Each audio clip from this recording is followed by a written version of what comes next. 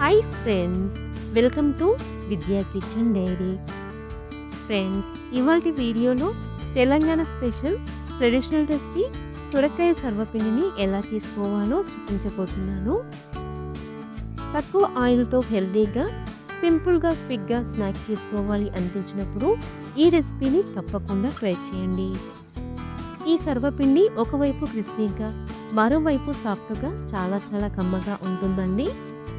ఒక్కసారి తినడం స్టార్ట్ చేశారంటే అలా తింటూనే ఉంటారు. అంత టేస్టీగా ఉంటుంది. మరి ఎంతో టేస్టీగా ఉంది ఈ సొరకాయ సర్వపిండిని సింపుల్గా చేసుకునే ప్రాసెస్ ఏంటో చూద్దామా? ఈ రెసిపీ కోసం నేను 1/2 కేజీ వెయిట్ ఉన్న సొరకాయని పొట్టు తీయకుండా ఇలా తురిమి తీసుకున్నానండి. అదే మీడియం సైజులో ఉన్న సొరకాయ అయితే సగం సొరకాయని తీసుకుంటే సరిపోతుంది. తరువాత ఇందులోకి అరకప్పు కరివేపాకు తరుగు, ఒక పెద్ద ఉల్లిపాయని ఇలా పొడవుగా కట్ చేసి తీసుకోవాలి. అరకప్పు కొత్తిమీర తరుగు, అలాగే 5-6 పచ్చిమిర్చిని, 5-6 వెల్లుల్లిపాయలని ఇలా కచ్చాపచ్చాగా గ్రైండ్ చేసి తీసుకోవాలి. అలాగే అరగంట పాటు నానబెట్టుకున్న 1/2 కప్పు పచ్చిశనగపప్పు, 1 టీ స్పూన్ జీలకర్ర, 2 టేబుల్ స్పూన్ల నువ్వులు, రుచికి సరిపడా ఉప్పు, 1/2 టీ స్పూన్ పసుపుని తీసుకొని ఇలా ప్రెస్ చేసుకుంటూ బాగా కలుపుకోవాలి.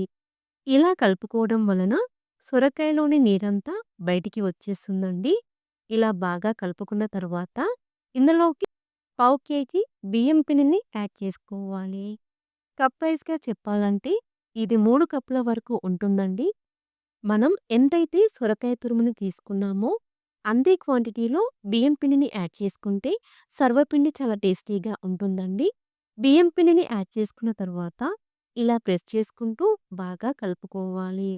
సొరకాయలోని వాటర్ తోటి బియ్యం పిండి తడిసిపోయి ఇలా ముద్దలా అవుతుందండి. ఇలా బాగా కలుపుకున్న తర్వాత అవసరమైతే కొద్దిగా వాటర్ని యాడ్ చేసుకుంటూ సాఫ్ట్ పిండి ముద్దలా కలుపుకోవాలి. పిండిని మరీ గట్టిగా కాకుండా ఇలా సాఫ్ట్గా కలుపుకోవాలండి. అప్పుడే సర్వపిండిని ఒత్తుకోవడం ఈజీ అవుతుంది. పిండిని ఇలా సాఫ్ట్గా కలుపుకున్న తర్వాత కొద్దిగా పిండి ముద్దని తీసుకొని ఇలా ఉండలా చేసుకోవాలి. తర్వాత సర్వపిండిని ఒత్తుకోవడం కోసం ఇలా చపాతీ పెనాన్ని తీసుకొని ఇందులోకి 2 టీ స్పూన్ల ఆయిల్ని యాడ్ చేసుకోవాలి. ఇలా తీసుకున్న ఆయిల్ని పెనం మొత్తం ఇలా ఈవెన్గా స్ప్రెడ్ చేసుకోవాలి. తర్వాత పిండి ముద్దని ఇలా పెనంపై పెట్టుకొని చేతికి కొద్దిగా ఆయిల్ని అప్లై చేసుకొని ఇలా ప్రెస్ చేసుకుంటూ పెనం మొత్తం పిండిని ఇలా ఈవెన్గా స్ప్రెడ్ చేసుకోవాలి. ఈ సర్వపిండిని మరీ మందంగా కాకుండా, మరీ పల్చగా కాకుండా ఇలా మీడియం థిక్నెస్‌తో ఒత్తుకోవాలి. ఇలా ఒత్తుకున్న తర్వాత పిండి మధ్యలో అక్కడక్కడ ఇలా హోల్స్ చేసుకోవాలి. ఇలా చేయడం వలన సర్వపిండి అన్ని వైపులా కూడా చక్కగా కాలుతుంది. ఇప్పుడు ఈ పెనాన్ని స్టవ్‌పై పెట్టుకొని పైనుండి ఇలా మూత పెట్టుకొని లో టు మీడియం ఫ్లేమ్‌లో ఆవిరి మీద 3-4 నిమిషాల పాటు ఉడికించుకోవాలి. ఇది వేగేలోగా మరొక కడాయిని తీసుకొని ఇందులో కూడా ఇలాగే సర్వపిండిని ఒత్తుకుందాం. ఇలా పిండిని ఒత్తుకొని ఈ కడాయిని రెడీగా పక్కనుంచుకోవాలి. 3 నిమిషాల తర్వాత మూత తీసుకొని సర్వపిండిని నెమ్మదిగా మరొక వైపుకి టర్న్ చేసుకోవాలి. అడుగున ఇలా లైట్ గోల్డెన్ కలర్ వచ్చిందంటే సర్వపిండి చక్కగా వేగిందని అర్థం. ఇలా రెండో వైపు కూడా లో ఫ్లేమ్‌లో మరొక 2 నిమిషాల పాటు కాల్చుకోవాలి. ఇలా రెండు వైపులా బాగా కాల్చుకొని ప్లేట్‌లోకి తీసుకోవాలి.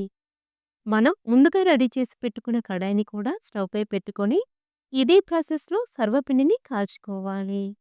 పెనం కాస్త చల్లారిపోయిన తర్వాత ఇలాగే మళ్ళీ సర్వపిండిని ఒత్తుకొని కాల్చుకోవాలి. పిండి మొత్తాన్ని కూడా ఇలాగే కాల్చుకొని ప్లేట్‌లోకి తీసుకుంటే హెల్దీ అండ్ టేస్టీ సొరకాయ సర్వపిండి రెడీ. ఇలా చేసుకున్న ఈ సర్వపిండి 3-4 రోజుల పాటు నిల్వ ఉంటుంది. వేడిగా ఉన్నప్పటికంటే పూర్తిగా చల్లారిపోయిన తర్వాత తింటే ఈ సర్వపిండి చాలా టేస్టీగా ఉంటుందండి.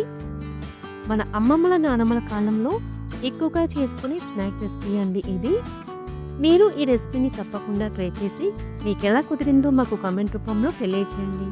సో ఫ్రెండ్స్, ఈ రెసిపీ మీకు నచ్చితే లైక్ చేయండి, మీ ఫ్రెండ్స్‌కి షేర్ చేయండి. మరిన్ని రెసిపీస్ కోసం మా ఛానల్ని సబ్స్క్రైబ్ చేసుకోండి.